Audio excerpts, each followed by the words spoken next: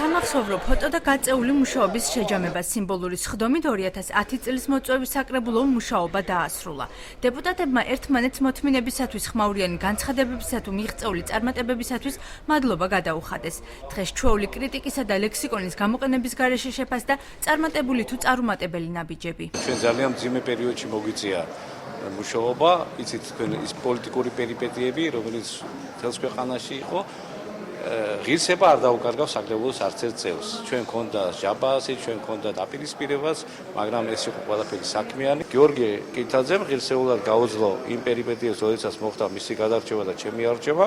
ჩვენ გავაგრძელებთ მუშაობა, მართალი მოგახსენოთ, რომ გქონდა შეხლა შემოხლას დაპირისპირებას, მაგრამ ეს ზღვარს არ გადასულა. მომდევნო მოწვევის საკრებულოებს უნდა ვაჩვენოთ, რომ მიუხედავად დაძაბული სხდომებისა ბათუმის საკრებულოში კოლეგიალობას, რა თქმა უნდა, არ კარგავს ბათუმის საკრებულოს წევრები და ეს უნდა იყოს ტრადიცია ქალაქში. რა იყო ბოლო მოწვევის საკრებულოს მთავარი პრობლემა 4 წლის განმავლობაში? ხარვეზებზე საკრებულოს უხუცესმა წევრმა ზაურ ფატლაძემაც ისაუბრა.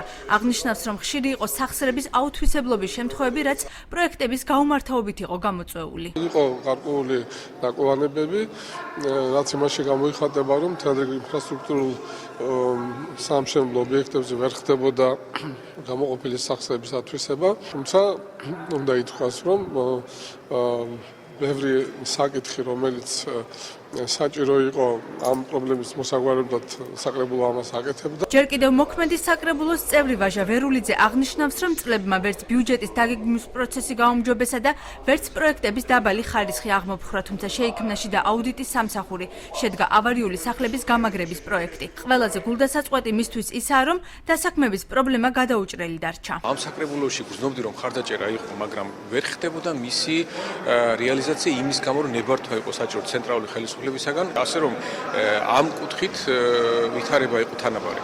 ამ მოწვევის საკრებულოს ყოფილი წევრისთვის, რომელიც დღეს უკვე რეგიონის ერთ-ერთი კანონმდებელია, ყველაზე მთავარი მოვლენა როლების შეცვლა და სავარძლებზე მონაცვლეობა აღმოჩნდა. ოპოზიციაში მყოფი პირები აღმოჩნდნენ ხელისუფლებაში და პირიქით მე ვფიქრობ, რომ ეს იყო ძალიან დიდი გაკვეთილი, ძალიან დიდი გამოწვევა და გამოცდა თითოეული ჩვენთაგანისთვის. ეხლა ვინ როგორ ჩააბარეთ, ეს რა თქმა უნდა საზოგადოების განსჯის საგანია.